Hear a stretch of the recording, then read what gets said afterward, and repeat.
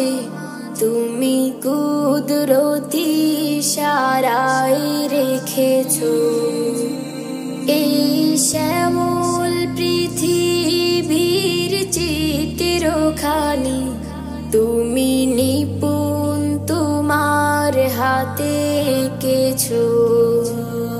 ওগো আল্লাহ শুকর তোমার আমার যে মুসলিম করেছো। ওগো আল্লাহ শুকর তোমার আমার যে মুসলিম করেছো।